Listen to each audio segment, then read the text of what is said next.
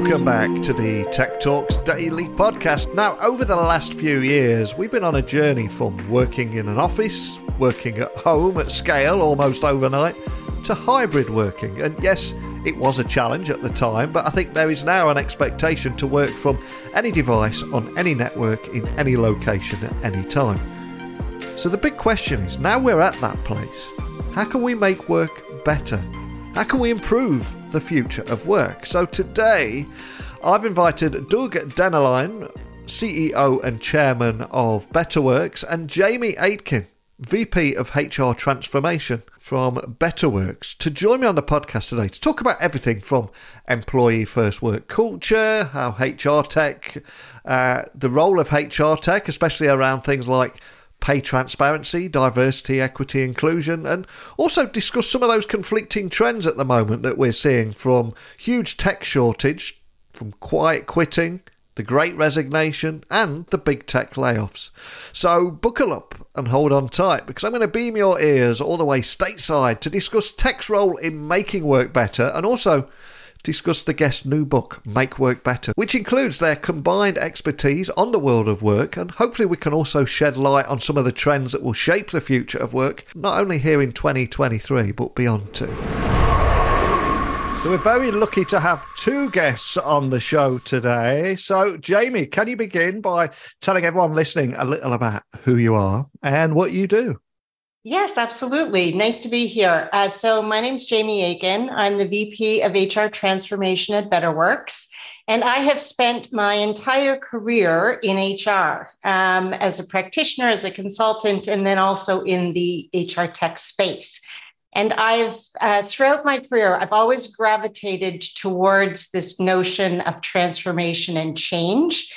So certainly excited to be talking to you today about that very topic and how Betterworks helps.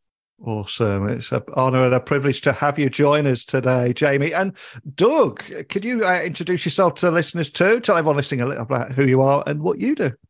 Of course. Doug Dennerline. I'm currently the CEO of Betterworks. I have way too long of a career at this point, but I actually started through the sales sides of organizations, including having a large team at Cisco Systems in the US of 6,000. But I ultimately became the CEO of WebEx post the acquisition by Cisco. And so I've been basically running software as a service or SaaS companies ever since, including the likes of SuccessFactors in the HR space. And I was there when we got acquired by SAP. And now I'm at Betterworks, and we're trying to change the process around performance management. And I'm looking forward to learning more about how you're going to be doing just that, because Betterworks does pride itself on unlocking the potential of every person by making connections universally accessible and meaningful. And I am conscious there will be a few people listening all over the world that are hearing about you for the first time. So can you tell me a little bit more about what Betterworks is and the kind of problems you solve and what makes it different from other solutions? Yeah, I'm happy to do that. Basically what we're focused on is redefining the whole process around the annual performance review process. Many companies now do maybe a biannual review process. It's a 100-year-old process that research has proven time and time again that it doesn't change performance. People hate doing it. People hate getting it. People hate giving it. And it just boggles our mind here at Betterworks why people have not moved to something that is more positive in changing the way you would do that process around meeting the needs of today's workforce. So we built a series of applications that make it much more engaging, much more focused on the manager and individual contributor relationship. And so that's actually seen as something of value, not something that is, people don't even want to get their head around. And, as a person that's been in HR for a long time, this was probably the most complained about process that HR would be shepherding. Nobody wakes up first thing on the day they're getting a performance review excited about that. And so we really want to change and flip on its head this notion of a backward looking, once or twice a year into something that is conversation that happens throughout the year, so that you're having a much more frequent, lighter touch conversation with your manager, with your peers. You're getting feedback, you're getting recognition, you're having all of those data points throughout the year that obviously makes it a lot more engaging for employees and a lot easier for managers. A phrase I use every day on this Daily Tech podcast is technology works best when it brings people together. So to set the scene for our conversation today, from your experience, what does employee first working culture look like, especially in this tech obsessed hybrid working world? Because it's easy to lose sight of that sometimes. Yeah, well, without a doubt. The expectations of the workforce today. I mean, yes, there's 5 generations in the workforce, but millennials now have a very different expectation at work than a traditional baby boomer might.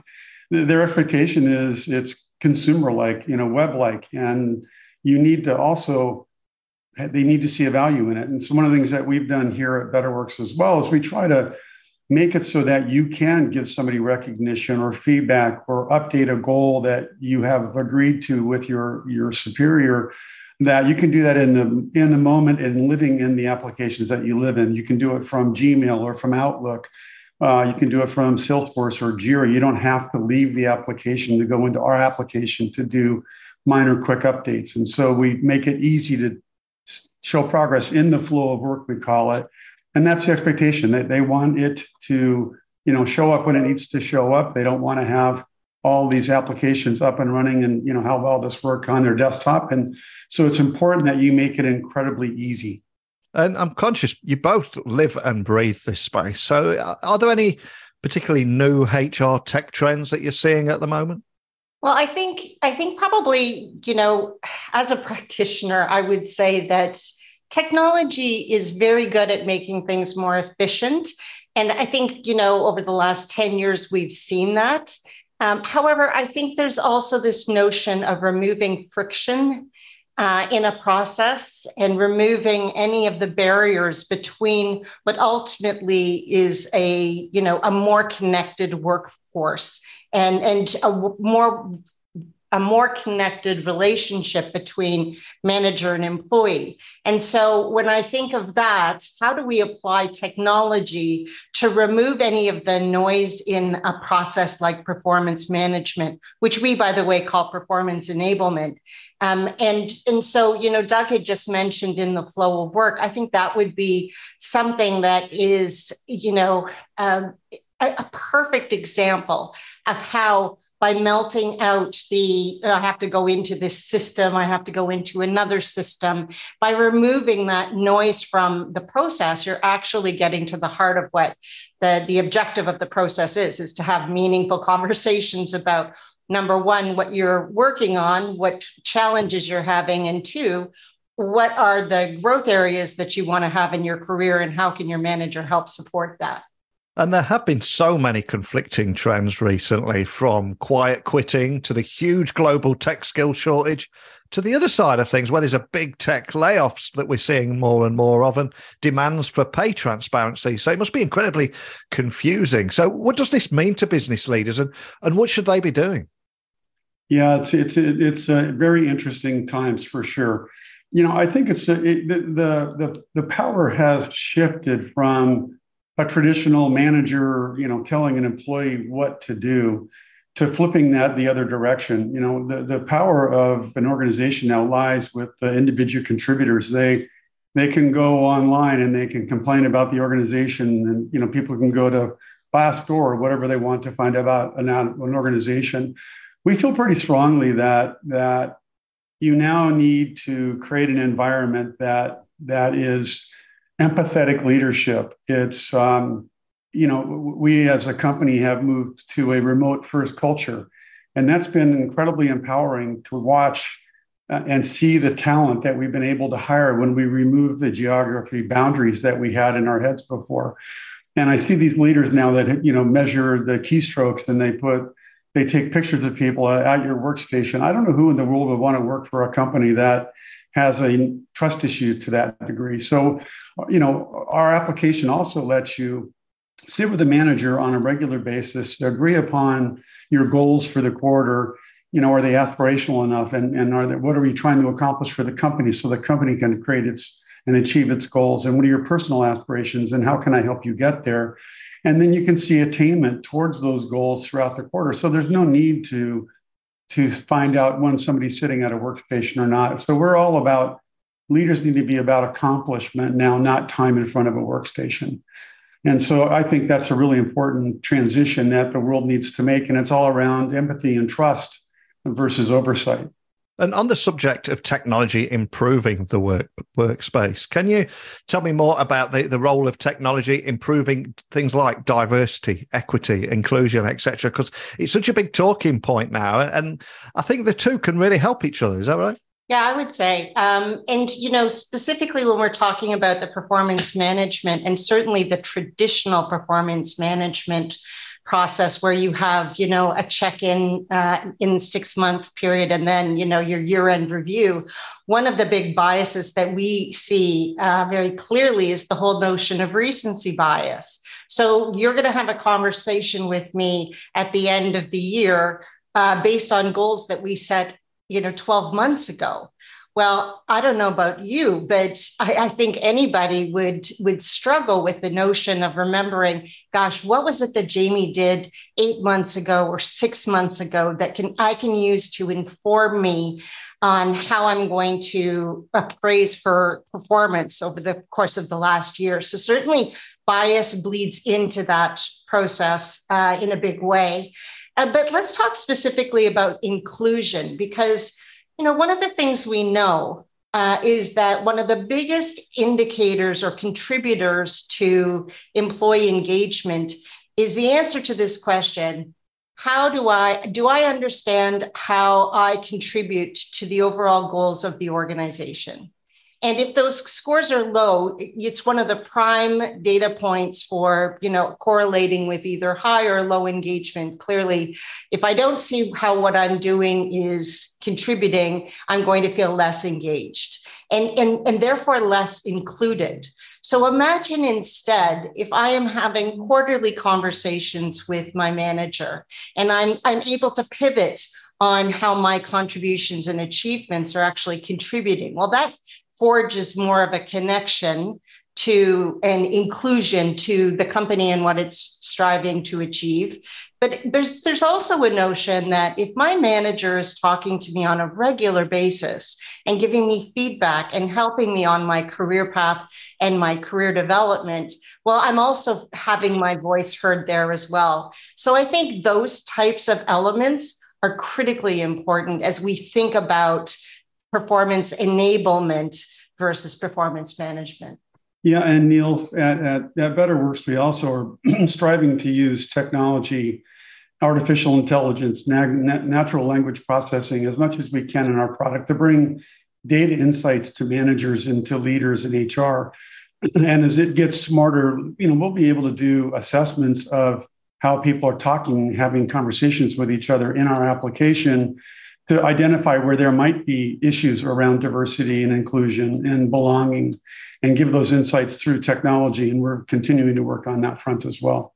And another reason I was excited to get you, another reason I was excited to get you on the podcast today was to talk about your new book, Make Work Better. So can you tell me a little bit more about the book? Who is it aimed at and what readers can expect from them? We did this together because I came from a background of having a large team and having an HR business partner and using all those tools that we used to use around performance, and then becoming the president, now CEO of companies that make software that helps that process become something that's usable. And so we've been able to see organizations make these transitions. And so we wrote this book so that we could point out to the 75% of those companies that are still using this 100-year-old antiquated process built by the US Army 100 years ago, that they need to get off of it and move to something that is meeting the needs of today's workforce. So it's me coming at it as a CEO, talking to CEOs about why they need to be brave enough and should demand changes in the processes inside of their businesses. And Jamie coming at it as an HR operator for many, many years, talking to HR people and saying, here's why you need to get off of that old process and here's the benefits of the new process. Yeah, it's really a call to action for both, but specifically, I'll say as it relates to my peers in HR, there has not been an HR conference through the years that I have gone to where there hasn't been at least one session on how to get a seat at the table. How can HR get a seat at the table? And so, my call to action is this is the time, take your seat. And let's do it in an area that can have incredible impact for the organization and the people that work there. And that's the notion of people enablement. So I was really excited to partner with Doug and write this book together. And Neil, there's probably 8 stories in there of customers of ours that have made the transition, and we show the benefits of what has happened when people make the transition. And again, it is a little bit mind-boggling to us why people have not made this transition. We kind of poke the head of CEOs and the head of people in the book, saying, why are you letting your people do these processes that are broken and don't work, but yet you continue to use them? And so it's basically, as Jamie said, it's a way of showing the transition and how you can get off of the old process and onto the new one, and why that change management process is worth it.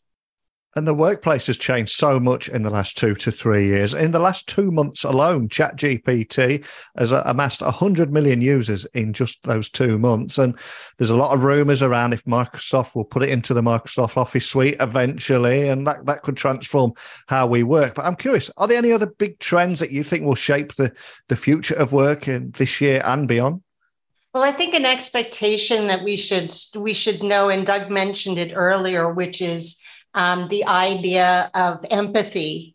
That is not going away. In fact, I think it's just going to get louder and louder. And the idea that people-centric processes, people-centric work environments are going to become the norm. And so the days of holding on to traditional, this is the way it's always been done, excuses for not taking the opportunity to innovate in how we work together, this is the time to do it. And I don't think that's going to stop. I think the pandemic certainly gave us all a chance to sit and ponder what was important to us just globally.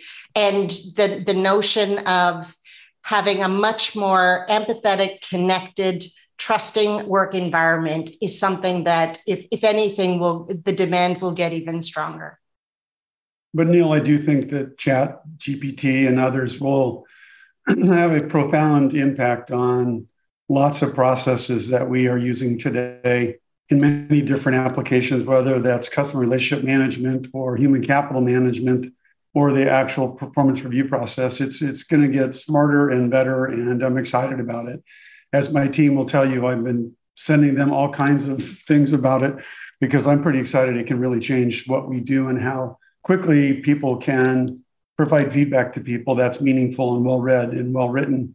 And so I think that's going to be a really interesting thing to watch over the next couple of years.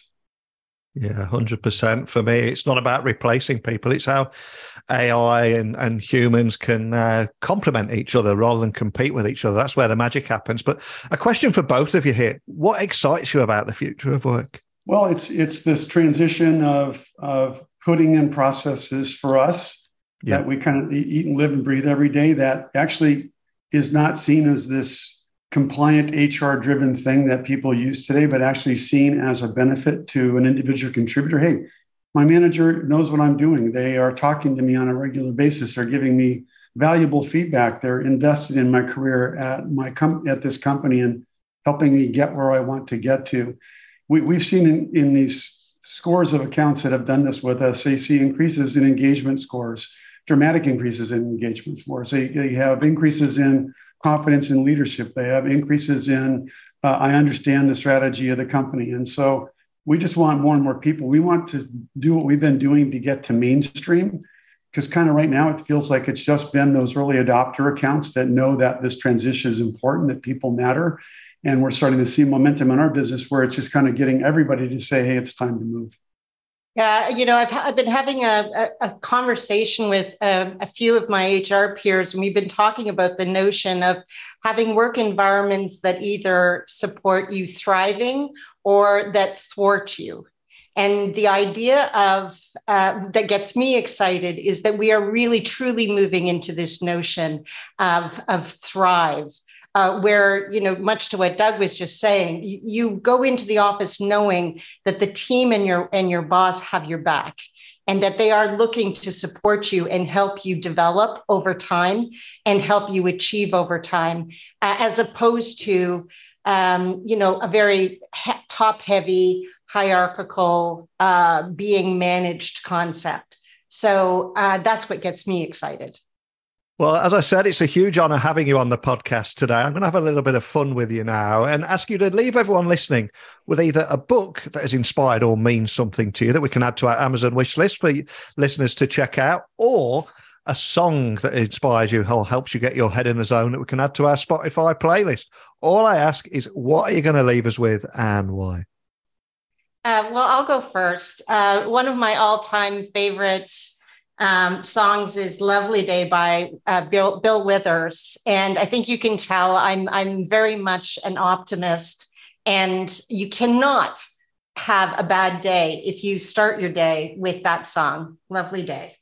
Oh, 100%. An absolute banger there. Oh, what a choice, Jamie. Doug, you've got a tough act to follow there. What are you going to leave us with?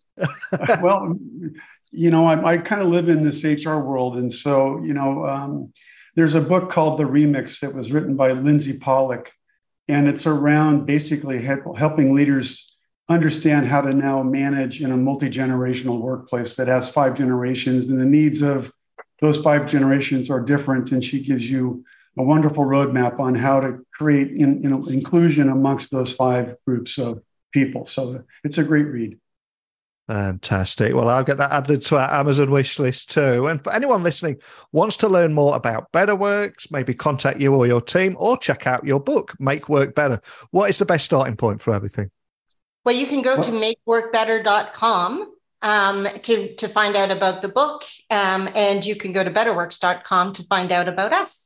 Awesome. I love chatting with you both today about employee first work culture and the new HR tech, to pay transparency, to quiet quitting, diversity, equity, inclusion, and talking about your new book there, Make Work Better, that it just includes your combined expertise on the world of work and shedding light on the tech trends that will shape the future of work this year and beyond. But more than anything, thank you for sharing your stories and leaving us with a great song and a great book. Thank you both. Thank you. I think every person listening to this podcast has been on the same journey, from that working in an office, working at home at scale, to hybrid working, and that expectation of working on any device, any network, location, at any time. But I think it's time for me to put the microphone over to you. What do you think needs to be done to make work better? You've heard from Jamie and Doug and myself, but I know you have a few things to share. Maybe a few gripes, maybe a few things you're excited about. I want to hear them all. So if you want me to feature your voice on a future episode, just send me an audio message on LinkedIn, Twitter, Instagram at Neil C. Hughes. If you'd like to come on the podcast, you want to connect with me, just send me a quick email, techblogwriter@outlook.com, and my website is techblogwriter.co.uk, where you'll find 2,300 interviews and information on how you can work with me. But that's it for today, so hopefully you'll join me again tomorrow to explore another topic. But more than anything, a big thank you for listening as always, and until next time, don't be a stranger.